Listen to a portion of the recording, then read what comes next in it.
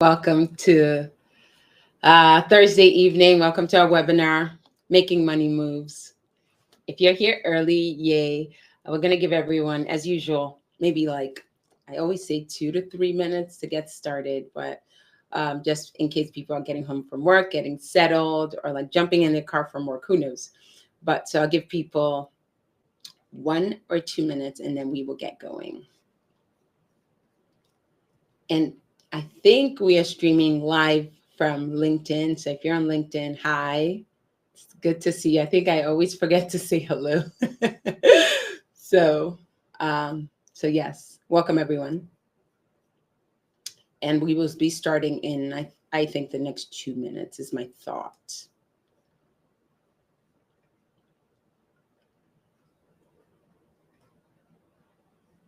How's everyone doing? For those of you who are joining, how are you guys doing?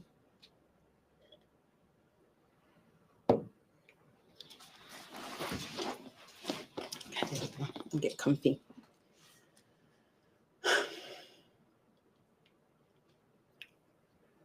Where are you guys logging in from? I think I know most of the people who are already on.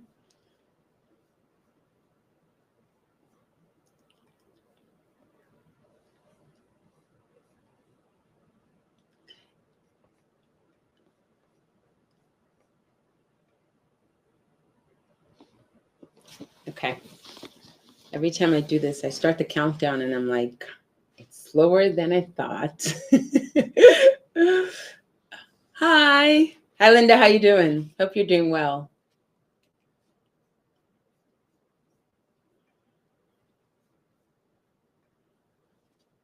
Hi. Hi, Lyric. How you doing?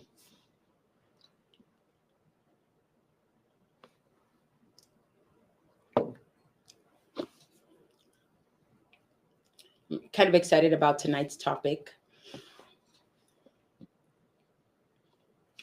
And I hope it's, as always, impactful. And I hope that everyone takes like 1 or 2 things out of our conversation tonight. And as usual, please feel free to put questions in the comments. We will, if we get a ton of questions, we'll put them into the Q&A section and then be able to answer them. But as we're going, if you think about any questions, please feel free to feel free to put them in the chat, or any comments or any thoughts, and I will get to them at the end. And in exactly 1 minute, we will get going.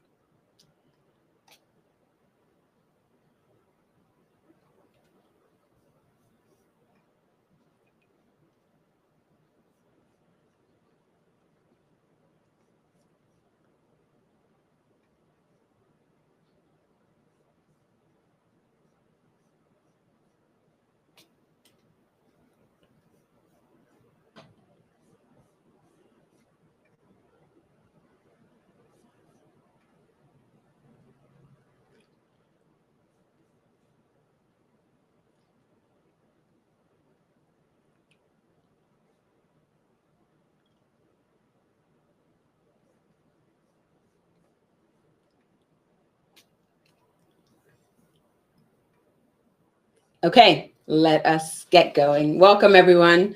My name is Inkem Izamama, and I'm grateful that you're spending this Thursday evening with my team and I. So before I start, I just kind of want to, everyone here, and if you're listening to this after the recording is out, right, everyone is successful, sometimes by conventional standards. We have all climbed the ladder of some sort. We've worked to increase our income, and we've done everything that we've been told to do to make us wealthy. But here's what nobody told you, right? They didn't tell you that earning money and building wealth are 2 completely different things. And it almost feels like you're playing 2 completely different games. And so tonight, I'm going to show you how to stop playing that earning game and to start actually winning the wealth game. What does it really mean to start thinking like the wealthy and to start building like the wealthy? By the end of this hour or so, right, I want you to, I want to be able to help you understand why ownership is not just an investment strategy, but it's the only strategy that actually leads to true financial independence. We have to start thinking that we have to start owning things, right? Because every dollar that you earn working for someone else is a dollar that stops when you stop working. So the second you stop working, your earning power stops. And so tonight we want to change that equation. So once again, thank you for joining. If you have any questions, please feel free to drop it in the chat and I will address it right after. Before we dive in, I just want to take a moment to address something that I think is very important. Everyone who's here, accomplished professionals, we understand the value of due diligence. So everything that you hear here, I want you to take the information and know that it's exclusively for you. And as much as I love sharing these opportunities, right, I encourage you to review anything that I've said, any opportunities that we put out, any investment deals that we talk about. Talk it over with your trusted advisor, because I think that's what sophisticated investors do. And I want to make sure that I let you know that you should do that as well. So let's talk about what really matters here today. And here is an uncomfortable truth, right? Our education system, our employers, even our financial advisors, they have trained us to be high-performing employees, not wealth builders. So we don't really know how to build wealth. These same people and the system has taught us to optimize our earning, but they haven't really taught us to start owning. And so the result is that, you have professionals, you have doctors, you have lawyers that are making $300,000, but who cannot afford to retire. Or you even have lawyers who are billing $300, $400, $500 an hour. And they panic when they get sick because they're like, well, how will I make that money? And so I don't think that's financial success. And I think you would agree with me, right? I think that's just sophisticated poverty. And you're sophisticated, but you're still trading that time for money, right? Which means that you're still poor in the only metric that matters, which is freedom. What does financial freedom really mean? A lot of us have been conditioned to believe that more income equals more wealth. But I think the data tells a different story. And as you can see on the screen, right, 76% of Americans, they live paycheck to paycheck. That's 3/4 of us. And that even includes people who are earning six figures, right? The problem isn't the income, it's how we allocate it. So I think it's more of an allocation strategy. And that's what I want you to start thinking about. So I'm glad that you're here tonight so that we can think through it, talk about it, and then figure out, how to shift that equation to our favor. And this is the fundamental question that really separates the wealthy from the well-paid. And yes, it's great to be well-paid, but why don't we think about how we can take it to the next level? If you look at this equation that's on the screen, right, what you'll notice is that the income doesn't even appear in the equation. Now, you have to understand that your salary, what you make, right, is the fuel. So those are the assets that are the engine to help you build wealth. And a lot of wealthy people, truly wealthy people, they understand. They understand this because then they use their earned income, which is really important, but they use that to acquire assets. And then those assets that they acquire, they start to generate unearned income. So that's how you have to start thinking about it. What is my earned income doing for me? The wealthy, they don't just work for the money, right? They actually start thinking about how can this money work for me? Where are the places that I can put my money, my hard-earned money, to work for me? Now, the disclaimer here is that you need to have hard-earned income, right? You need to have income so that you can use it to now, think about ways to build wealth. Think about putting it in income-generating assets. But that's where you have to start. So you have to start with what you have right now, which is your foundation, which is your work. And this is why. And this is something that is kind of warped in our brains, right? This is why maybe a school teacher who buys rental properties or who invests can retire wealthier than maybe a surgeon who only lives and saves off of his 401k. If you look at these two profiles, right, the higher earner has double the income, but they have almost 1/10 the wealth. And that's because that income is just continually getting spent with the hopes that all they'll do is retire off their 401k. But the difference in that school teacher is that she is systematically converting her earned income, even though it's significantly less, but she is converting that into income producing assets. So every dollar that she doesn't spend becomes a soldier that's working for her in her, like what we'll call maybe a wealth building army. But that's how you have to start thinking about. Again, if you look at that equation, right, income doesn't even appear in it at all. So I want to get very specific with numbers because, again, math doesn't lie, right? Um, that doctor is making excellent money, but she's trapped. She needs to work 2,000 hours a year to maintain that lifestyle. And one sick week might cost her $8,000. And 1 month off work could maybe cost about $35,000. The asset owner, right? The person who owns assets is generating $240,000 while they're sleeping. Now, it's not one and done, right? And it's not like the first year, but it's as you start growing, as you start adding more, that's where that 240,000 could look like. And that's where that number comes from. But that person is generating that money while they're sleeping, while they're traveling, maybe while they're spending time with family, while they're homeschooling their kids, whatever that looks like, right? That's what you have to start thinking. But here's the kicker. The doctor could actually become an asset owner and could do so much more. Imagine if that doctor invested, let's say, $100,000 in like cash flowing assets, right? Instead of just like upgrading her lifestyle. If she starts investing in assets that are cash flowing, imagine what that could look like. Within 10 years, right? She'd have way more passive income than most people's actual active income. Now, it takes time again, right? This is not done year one or year two, but when you start building, you start laying the foundation, and you start getting that, you start investing in those cash flowing assets. And so the problem, which a lot of people think is like a capacity, right? The problem is not capacity. It's really allocation strategy, which is what I talked about 2 slides before. It's what are you doing with the income that you are generating? And that crossover point where passive income starts to exceed maybe like all your living expenses, everything else that you need to survive, that's where financial freedom, that's where financial independence comes, right? And it's really achievable for people who are listening to this conversation, right? This, because you're starting to think like, how can I make this happen? What do I need to do today? What are the income generating assets? How do I need to start thinking about ownership today to set me up for the future, to set my family up for the future? That's how you start. And that's why you're here today, how you should start thinking. Most people get stuck right there. I'm going to share with you 6 steps. And a lot of people get stuck in step 1 and 2. And the reason why is because they start to increase their lifestyle every time they increase their income. And it almost feels like this hedonic treadmill, right? Because you're running faster and you think you're going somewhere, but you're really not going anywhere. And a lot of people, a lot of wealthy people, they break this cycle. They increase their income, but they maintain the lifestyle that they're at, right? So they don't, so that like that difference in their increase in income and their lifestyle, they start deploying that into assets. And I want you to make sure that you understand this and you realize it, right?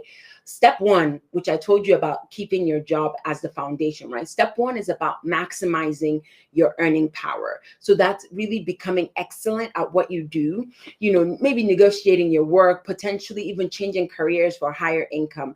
But that step 1, right, is the first step, which is the foundation, which is I need to figure out how to maximize my earning power so that then I can have the income that I need to start investing.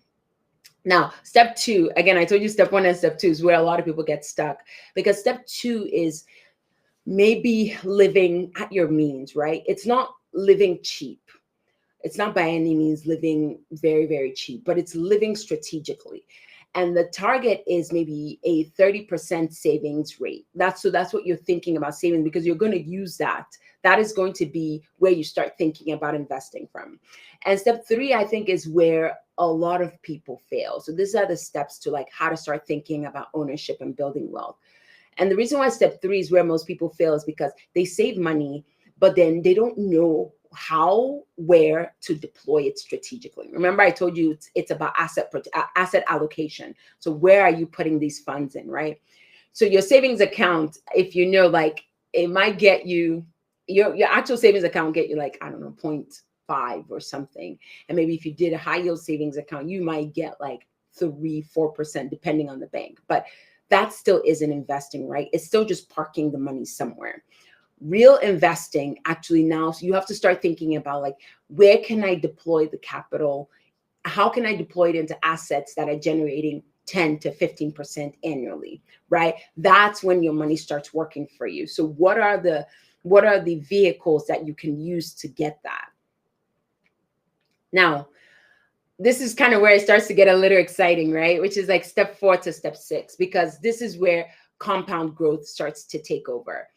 You start, your assets start buying other assets. And so that's how you start thinking about compounding. You start thinking about income generation. So maybe your properties will start appreciating, right? Anything that you're investing, and they'll start generating cash flow.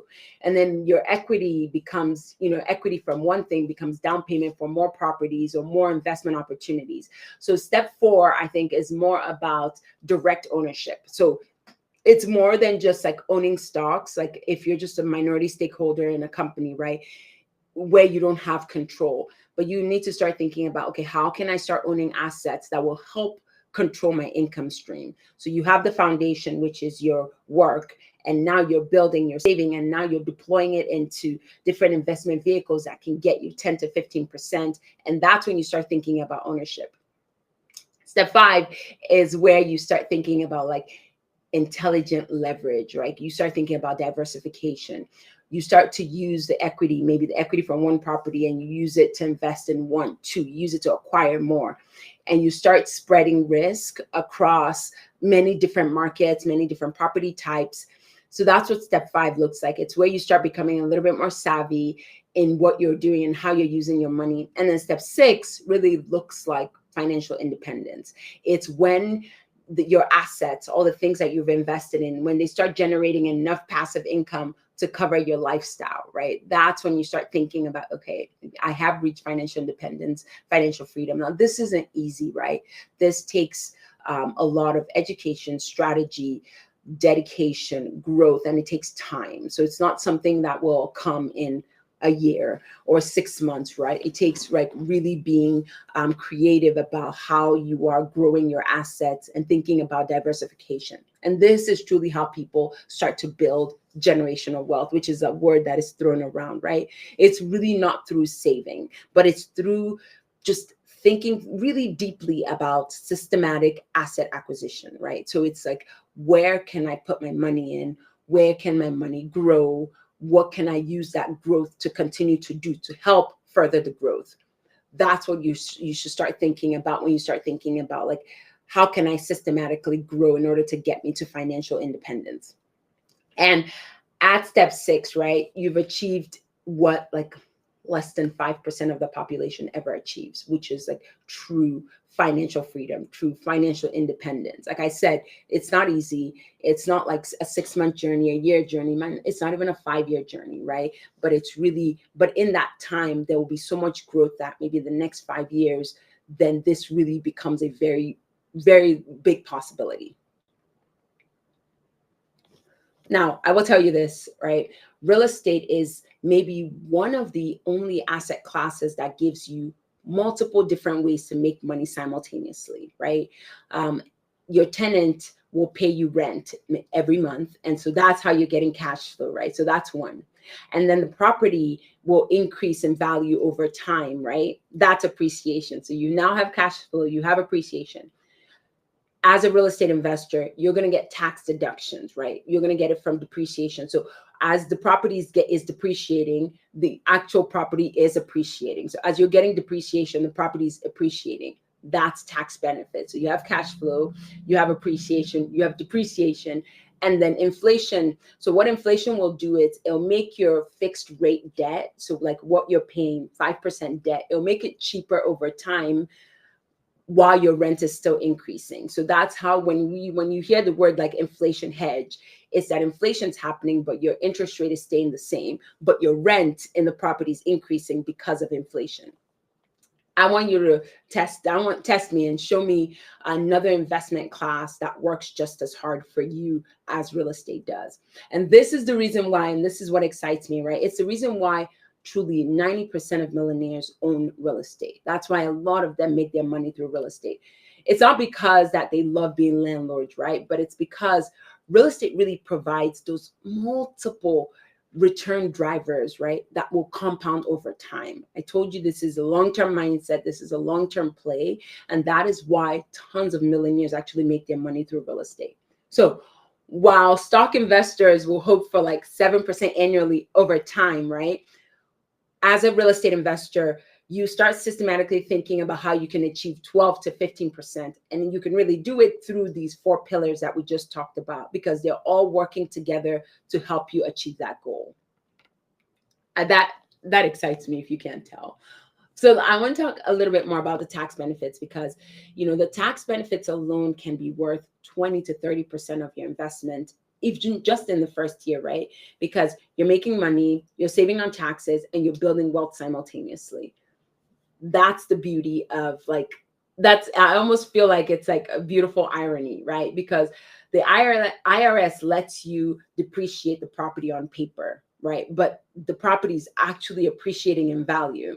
And so you get this tax benefit of a loss while you're experiencing cash flow of a gain. It's really cool. I think it's just wonderful. And sorry about that. And this is it's truly a legal tax optimization, really at its best, right? And for a lot of high income earners, that let's say you're in the 35% tax bracket, $100,000 real estate investment, you can generate about, in today, 2025, right? You can generate about $23,000 in depreciation deductions. And that looks like maybe saving about like $8,000 in taxes. That is almost an 8% return from just tax savings before you start thinking about cash flow, before you start thinking about appreciation.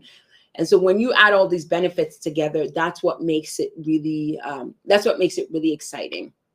So I talked about that, but then there's 1031 exchange, which maybe I don't talk about as much, but that's when after you sell a property, right, you can defer all the capital gains because you have to pay capital gains taxes. But if you sell a property, you can defer all those capital gains taxes and you can roll the proceeds into another investment. It has to be a like kind of investment that you roll it into. But when you do that, then you can defer paying those capital gains tax because you're investing in another property. And that is how wealth builders, they legally avoid taxes while they're continuing to grow their portfolio, because they're just rolling over their proceeds and the benefits into another property. This is a definition of a long-term mindset, because they're like, I might not be winning today, but I'm growing my portfolio, I'm increasing my assets, and it's compounding over time. And so some of the kind of objections that people say, they're like, well, I don't know if I can do it. It might not be for me. But like the most common objection that we get is, I think sometimes it's incomplete information, right? Yes, you want to buy an investment property directly because you're like, I think that if I buy it, then I own it and it's mine, right? But when you think about that, right, when you're trying to buy a property, you probably need $200,000 or more for down payment, plus closing costs and reserves, right? But that's like saying that's like almost saying that you can't invest in Apple because you can't afford to buy the whole company because you don't have the money, right?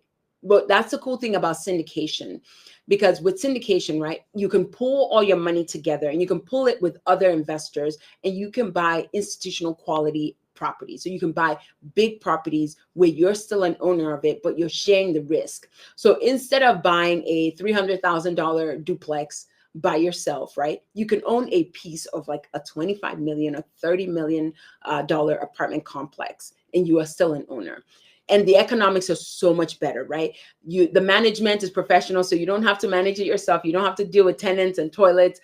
And then the barrier to entry is low, right? Because with real estate syndications, you can start off at 50, you can start off at 100,000, and it's achievable for a lot of high income professionals. You don't have to start off with a larger amount, right? And maybe you're not buying someone else's mess or someone else's problem, right? You're sharing the risk with a lot more investors, and you're buying just a piece of a really amazing institutional grade quality asset that's going to be managed professionally. So you don't have to deal with all those, all the downsides to owning, but then you are reaping in all the benefits. And another obstacle is knowledge, right? You don't have to be a real estate expert. You just need to be a really intelligent investor who can evaluate real estate opportunities. And we talk about that a lot at Phoenix. We have tons of webinars where we're talking about how can you become a smarter real estate investor, right? And there's a huge difference, right? A real estate expert is someone who maybe knows how to fix toilets and handle evictions, but an intelligent investor knows really how to evaluate the operator. You understand risk, risk adjusted returns. You get that. You understand how capital is allocated. But then guess who's building more wealth, right? Long term, because you're focusing on the 20% that really matters, which is you're understanding the financial metrics. You understand like what is cash on cash return. We talk about how to evaluate market fundamentals. We talk about how job growth is important, population growth is important, where we buy is important, right? All of those things are things that we talk about and that as a real estate investor, as an intelligent investor. So my team is going to drop a book that we created, and it's called a Passive Income Playbook. I think we put it out maybe a month or two ago, but it goes over in detail really how to evaluate a market, the investment types, thinking about how to vet a sponsor, how to really think about market analysis and market dynamics. But all of it is really how to make the best decision when you're considering passive investing. Now, that's the 20% that really matters, right? The other 80% is like property management, maintenance, tenants, legal stuff. And that's all stuff that like the professionals handle, right? The third party property management. You're not buying a job because you don't want another job. You already have a job. You're buying an investment. That's how you have to start thinking about it. And this is kind of the breakthrough that changes everything, right? You can own real estate without becoming a landlord. You can benefit from all the 4 pillars that we talked about: cash flow, appreciation, tax benefits. You can benefit from all of that, right? Without any of the operational headaches. And this is how busy professionals are really building wealth through real estate. They invest in real estate. They don't have to operate it. Active real estate investing means that like you're buying, you're managing, you're maintaining all these properties yourself. Again, this is truly a second job. It's not an investment, and you and I don't want that. But when you start thinking about passive real estate investing, it means that, you can evaluate the opportunities, and you have to do that really well, but that's why you're an intelligent investor. And then you partner with experienced operators, you receive quarterly distributions, and you're still an owner, but you don't have all the headache. So your time commitment is maybe reviewing the monthly reports that we give you, jumping on quarterly calls, and then the professionals handle everything else. So you get all the benefits of real estate ownership with, again, none of the headache. That's the beauty of what your time, how important your time is. And so you might be wondering, like, why is this a perfect time to invest in real estate, right? It's because of this. And I want to talk about kind of 3 things that make this the right time. And it's interest rates have been, if you understand what's been going on in the market with interest rates, right? They have been the defining factor in real estate markets over the last like 3 to 4 years, right? We've seen rates go from anywhere from 2% to 7%. And now they're stabilizing around like 5 or 6, right? But this creates a unique opportunity, a unique window, because properties that were purchased or refinanced at 3 to 4%, they're now distressed, right? They're distressed really from a financial standpoint because these loans are maturing, but they're maturing in today's rate environment, right? And a lot of these also owners are over leveraged. And so they're really being forced to sell. And at the same time, right, the Feds recently pivoted. Like that recent pivot suggests that like we may have seen the peak, right? Because we think that it's going down. But so smart investors like you, if you're listening, if you're here tonight, you're positioning yourselves for right now, right? Before the rates potentially like really decline, although I don't think they'll really decline. I think they'll decline slowly, but before they start really declining, and then competition increases, right? So this is kind of that window. And this is almost like that contrarian investing that Warren Buffett talks about, where he says, buy when others are scared. And so you're positioning yourself, at least you're thinking about positioning yourself for the recovery before it's obvious to everyone, before everyone sees what's happening. It's like, oh, we should buy. Almost feels like 2008 again. But this is what people don't understand about the current market, right? There is, I talked about this a few weeks ago. There's about 1.5 trillion dollars in like commercial real estate that's going to mature over the next like 2.5 years, right? And a lot of this debt, like I told you, it was originated at really low interest rates, and it was originated at for very short term. Now a lot of these owners are facing refinancing, but they're facing refinancing at today's rates, which look like 200 to 300 basis points. So that's 2 to 3% higher.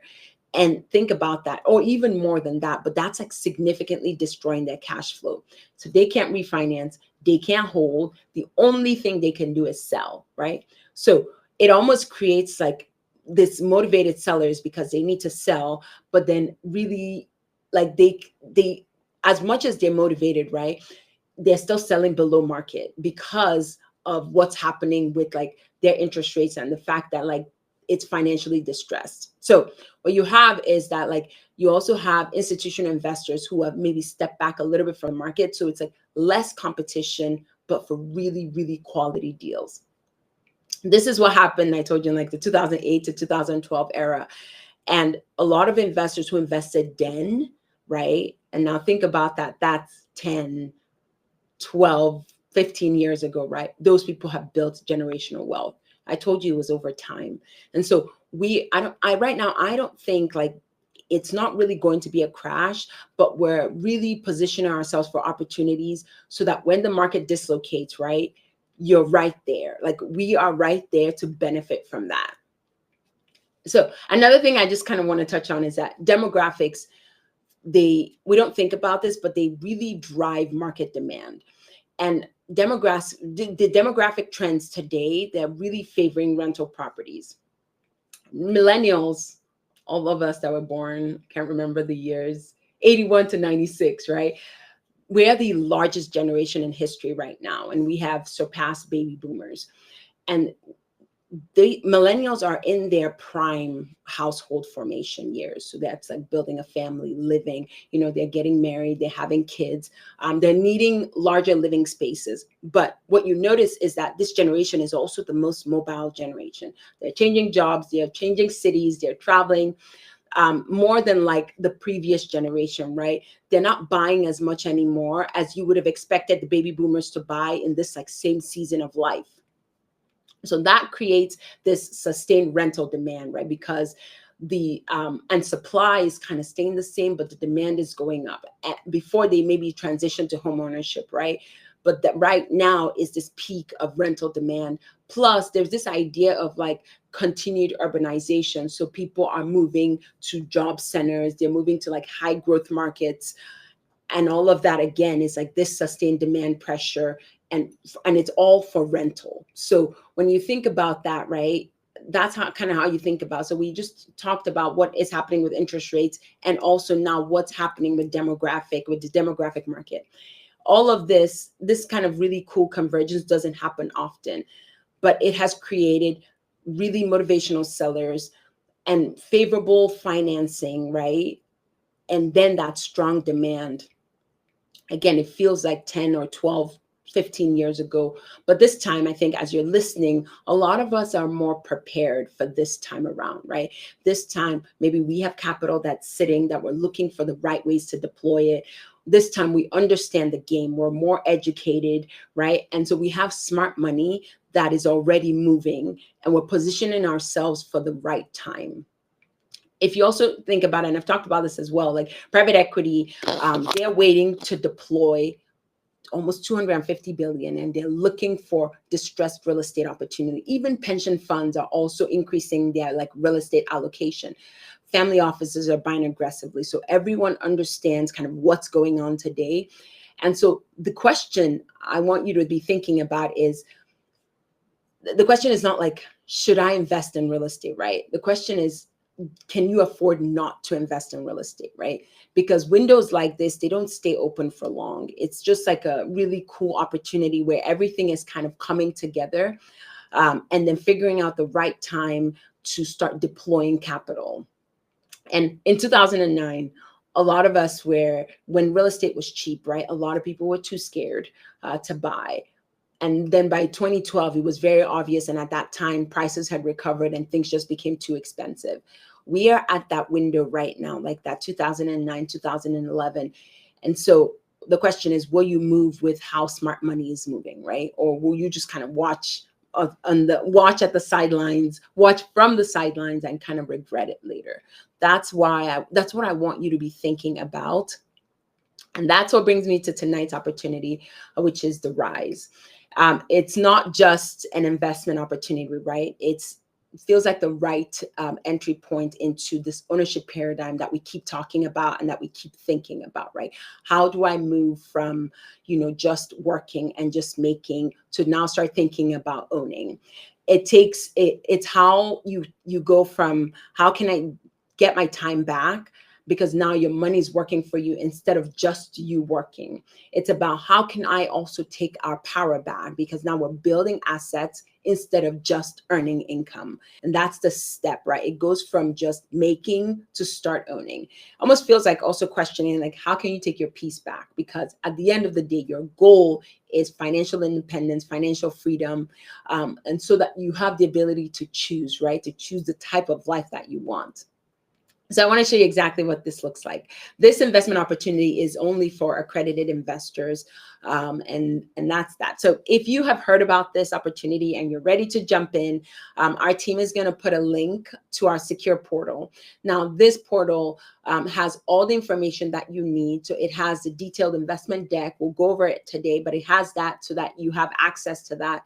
It has subscription agreements. It has operating agreements as well. All of that you'll have access to.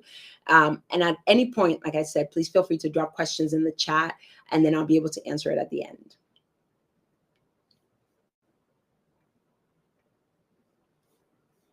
We are at Conyers, Georgia. We're at the Rise, and we are acquiring this amazing asset for our investor community.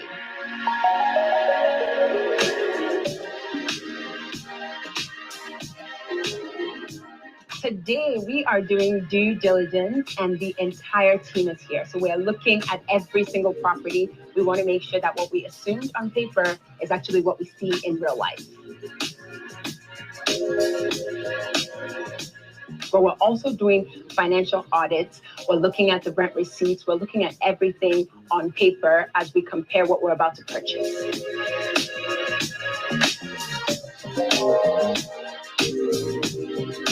So we have been here since 10 a.m. in the morning, and honestly, the feedback has been amazing. What we have reviewed has been really good. As much as this is important to us at Phoenix Capital, we have to make sure that our investors know exactly what they're getting, what we're purchasing.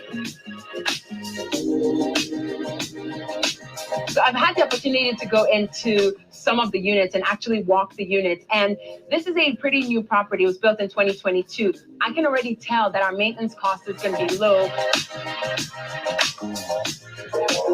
So if you guys don't know, this is probably really exciting. 20th Century Fox and Warner Brothers, they are actually expanding their studio to Conyers, Georgia. Because one of the things that we look for is the people who are coming into the area. So the types of jobs that are growing in the area and the types of opportunities that are coming. So the fact that these people are here is very exciting because it is building the Conyers, Georgia population. And those are the types of things that are very important to us as we think about location and when we do market analysis.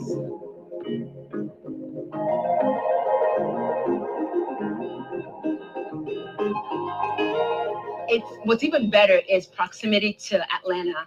So it's less than 30 minutes away. So people can actually live here and work downtown, and the commute is barely anything. For me, this has been such an exciting opportunity, and everything that I have seen has reinforced exactly what we're doing at Phoenix Capital. I am truly excited to bring this opportunity to our investors because this is just yet another way that we can grow wealth through passive income in real estate.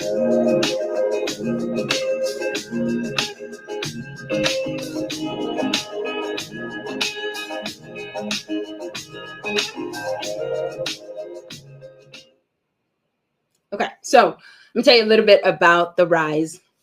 It's a 128 unit apartment complex. It's in Conyers, like you just saw in the video, and it is a Class A property. It was built in 2022, so it's about 3 years old, and we are acquiring it for $25.3 million.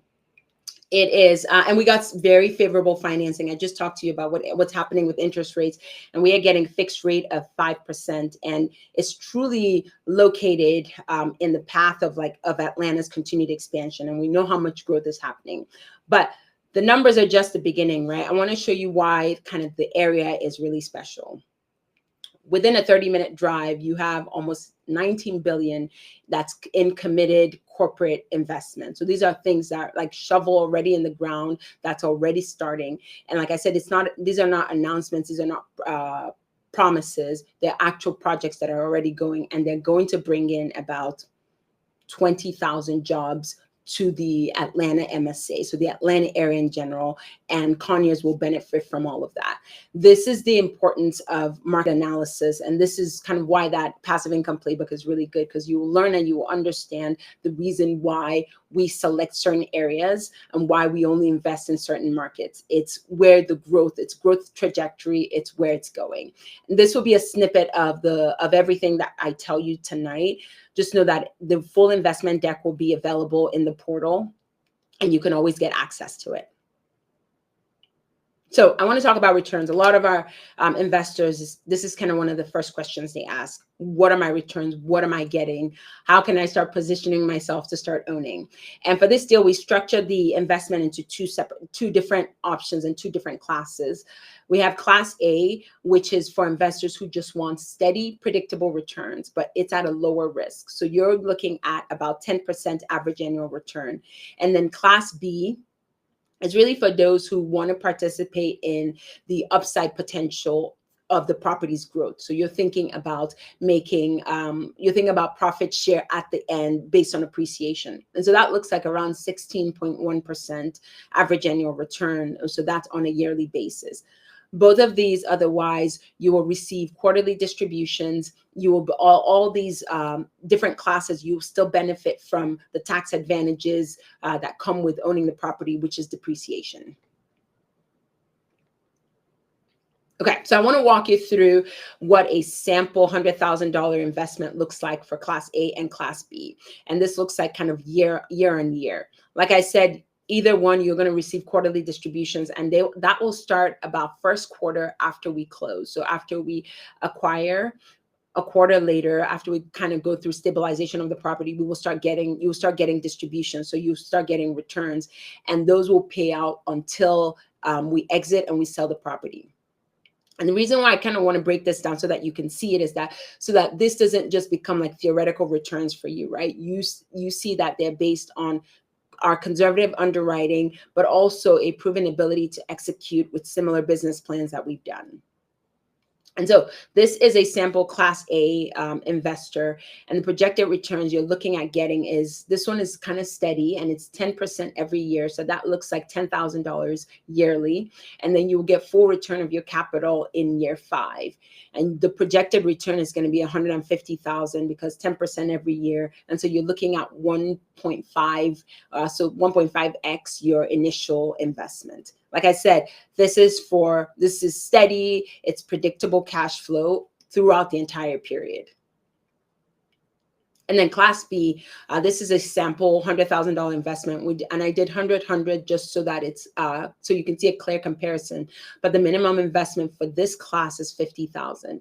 And so the distribution ranges, it's different from year 1 to kind of year 5, but you will still get like your full return of your capital year 5, and then you'll participate in profit share at year 5 as well. So your $100,000 investment looks about like $180,000 at time of exit. So it looks like about 16.1% on average, and that looks like about 1.81x your initial investment.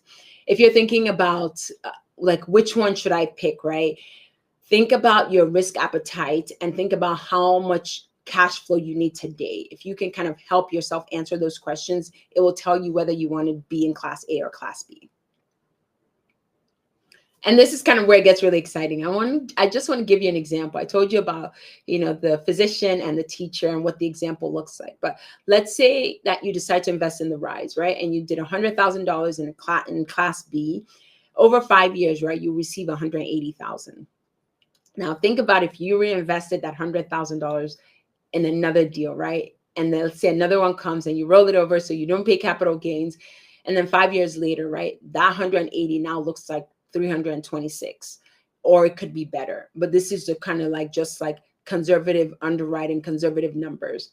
And so if you invested again that 362, well, that looks like now 590.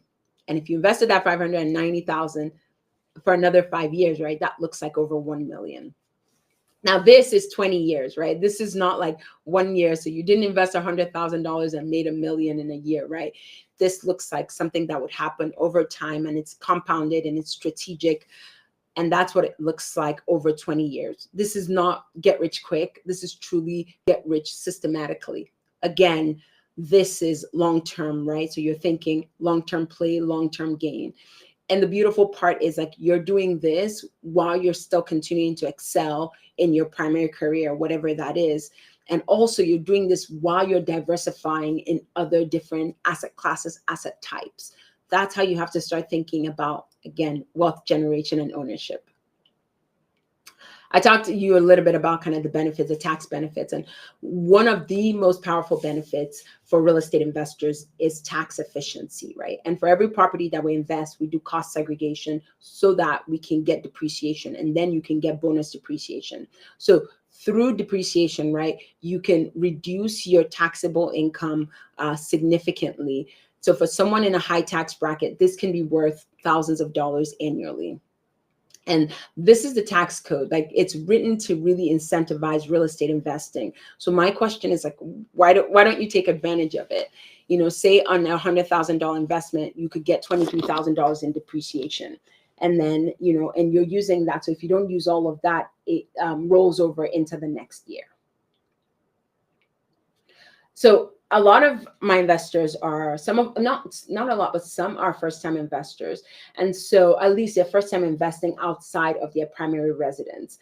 And so a lot of them ask, well, how do you mitigate some of the risk that comes with investing, right? Because at the end of the day, you are still taking some risk, but we have structured these deals very conservatively. And one of the things is our loan, right? We are about 60% leverage, which means that we have a lot of equity cushion. We're bringing a lot of capital to the table. And not only that, right, we use professional property managers, and that's really helps because then they know how to manage properties our size, the type of demographics in the properties, and they have, you know, they have measurements or measures that they have to meet on a weekly basis, on a monthly basis, on a yearly basis to make sure that the property is being managed exactly how we want it to be. And so and then we also have experienced operators, right, who are now managing and operating the property. And those are day-to-day operations. More importantly, right, you're investing with a team that has acquired multiple assets and who are managing millions in real estate. So that's some of the ways when you think about like, how are we mitigating risk? How are we, you know, how is our approach? How are we thinking about it from a conservative standpoint? Those are all the markers that we have in place to help make sure that every step of the way we're thinking about our investors. So before you ask, you know, like, how can I trust you with our investment, how can I trust you with this investment, right? I want to kind of show you our track record. And this is what we've done, you know, over the last 3 to 4 years. But more importantly, 4 months ago, we acquired Grove Park View, and it was a $49.1 million apartment complex in Gwinnett County, Georgia.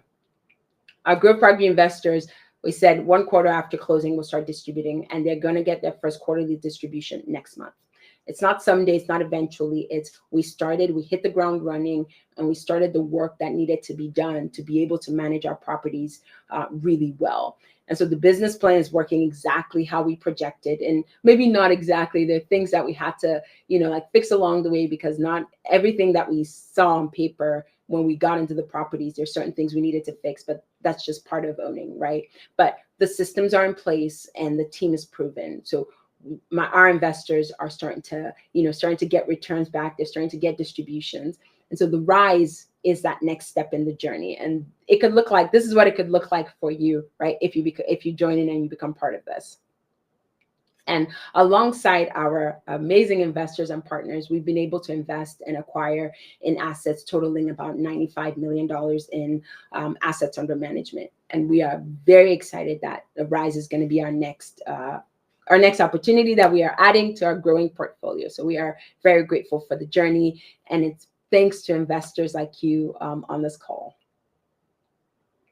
And our strategic partners I talk highly about them because we truly are a team, and I'm partnering alongside Excite Capital, that's made up of Dr. Julius Oni, Leslie Awasam, and Tenny Tolafari, and EM Capital with Chris Lento, and then Crest City Capital with Brad Kanjamila. And our team truly has a wealth of knowledge and experience in truly knowing how to acquire, but not just acquisition. A lot of work goes into managing how we manage these assets, and we truly have a wonderful team that I'm doing this alongside with. Okay, so as I wrap up, the investment process is pretty straightforward. And again, our team will put a link to allow you to jump into the portal to secure your spot. It's pretty straightforward, right? When you access the portal, you will get a chance to talk with one of our team members just to kind of understand your goals. You will complete the application. We will hold your hand every step of the way. And then you'll get access to the PPM, which is the official subscription documents that were drafted by our legal team. You will also get access to the operating agreement, of the breakdown of the structure of this business, right? All of that is available in our secure portal. And then once you complete the subscription agreement, you will then wire your funds and you will become an owner. You'll get quarterly updates, you get monthly updates, you get quarterly webinar calls, and kind of just an updates on how the property is doing, the performance. You get financials on it. You have everything that you need to make sure that you're an owner in our property. And then you also get access to all our future opportunities. So the next one that we're thinking about, you'll be the first people to know about it. And then throughout the whole period, right, you will also benefit from depreciation and other tax advantages. And at the exit, you'll get, again, like we talked about in the beginning, you'll get full return of your capital, plus you'll share in the profits. So if you decide to move forward, kind of this is what it looks like. We are at the point that we are in the investment commitment phase. And I think we really expect to close within the next 30, max 45 days. And we're just going through final lending approval. So first quarterly distribution will look like Q4 of 2025, and then you'll get ongoing distributions throughout the entire hold period. Our exit plan is we are targeting 5 years to exit, and at that point you'll get full return of your capital, again, plus any share in profits. So a lot of investors ask me this, and it's how exactly can I invest in opportunities like this, right? Obviously, you can invest with cash, but you also can invest with a self-directed IRA. And what that looks like is a lot of our investors have old 401k or they have existing retirement funds. And so you can actually convert that, either of them, into a self-directed IRA. What that does is that you can then invest in alternative assets just like this.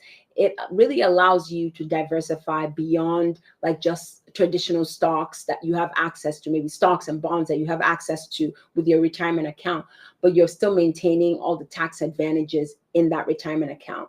And a lot of questions I get is like, will I get penalized if I'm using my retirement money to invest in real estate? And the answer is no, right?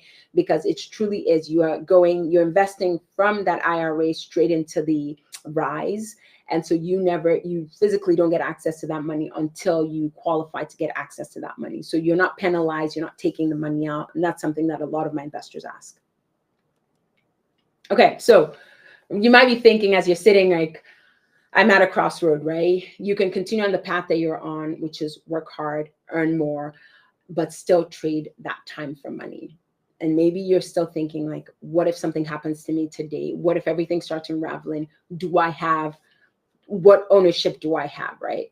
Or you can think about a different choice. You can think about the ownership paradigm. So you start to think about how you can build assets that work for you instead of you working for someone else, right? You can choose the path to get back your time, get back your power, get back your peace, all the things that we talked about. And for some of you, right, who are listening in, who are here tonight, this could be your opportunity to make that choice. an investment like the Rise could be that opportunity. So I don't want you to take it lightly. But here's what I want you to think about, right? What does your financial life look like if you continue on the current path that you're on right now versus if you start building assets today? 5 years from now, 10 years from now, 20 years from now, which version of the future do you want to live in? If you ask anyone, they'll tell you that like the best time to have started investing was 10 years ago. And that's what everyone would say. But the next best time is right now. So that decision, right, you can make it today and then you can compound it over time and imagine what it would look like 5, 10, 15, 20 years from now. That's what I want you to think about. But I also want to be transparent about something, right?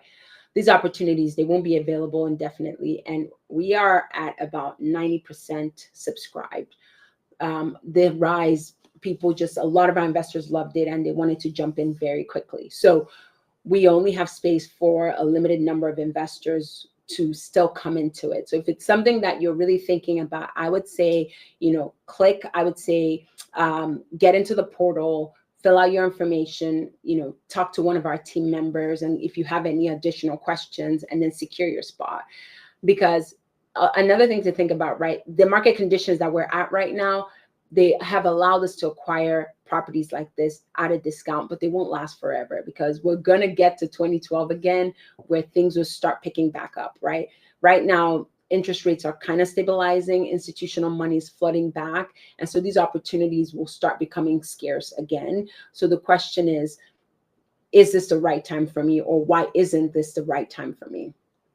That window is kind of closing, and also the Rise is filling up. So the question I want you to ask is like, will you be positioned to benefit from an opportunity like this or the next one? So it's your time to make the decision. And that's kind of just where I want to leave it. So you have very simple 3 steps tonight. The link, which has already been put up. I'm pretty sure it's there so you can see it. Log in, review the deal, reserve your spot, get access to the subscription documents, and then also get access to the detailed deck. And then if you have any questions at all, we will be there every step of the way and we'll actually kind of walk you through it. So I started tonight by telling you what nobody has told you before, and I'll tell it to you again.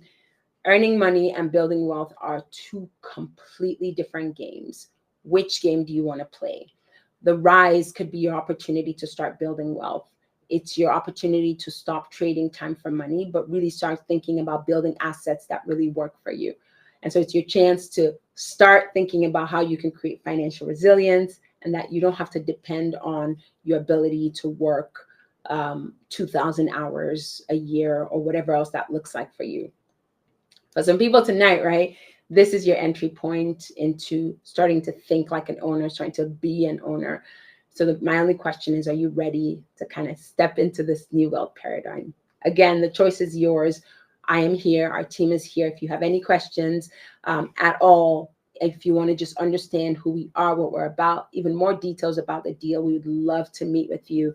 Again, if you log into the portal, fill out your information, we will contact you and kind of take it from there. So I want to say thank you. I'm proud of myself. Stayed on there an hour. Thank you for spending tonight with us. I know that this is a new way of thinking about like how to build wealth. And I know that you might have questions about the process, the risk, the returns, how it fits into kind of your overall financial strategy or even financial strategy of your whole family. And that's exactly why we have these webinars, to be able to educate you on how to take that next step. So I want to open it up for questions if there are any, and kind of just help you walk through the process and then start investing. So I want to tell you once again, thank you so much for your time. Thank you so much for spending this evening with us. We are grateful because you could have done a bunch of stuff tonight, but you decided to come and listen in. So I hope this was helpful. I hope it was beneficial. And once again, if you have any questions, I'd love to answer it. On that note, thank you so much.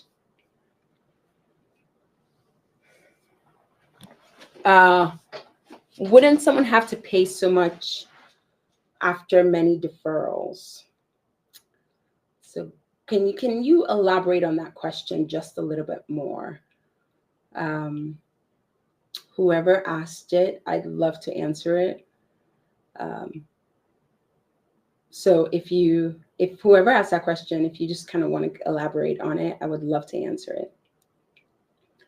For how long can we write off depreciation? As long as you have it. So if for this deal, if you invested $100,000 and you got $23,000 in depreciation, right? If you don't use all of that year one, you can roll it over to year two, and then you can use that. And if you don't finish all of that, you can roll it over to year three. So you have that.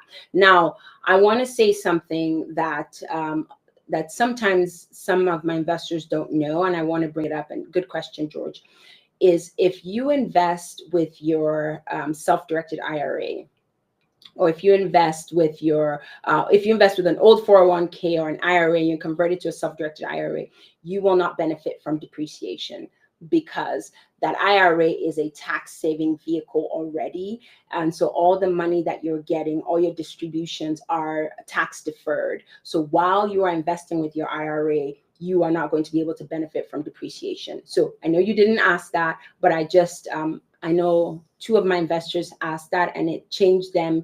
They initially wanted to invest with their IRA, but they didn't, and they ended up investing cash because they wanted to benefit from depreciation. So I hope I answered your question, plus the next one.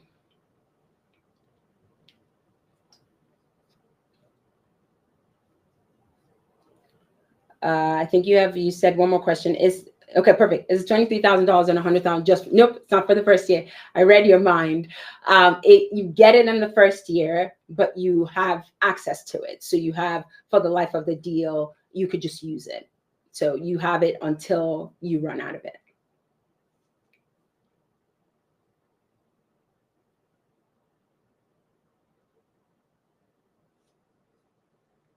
Okay.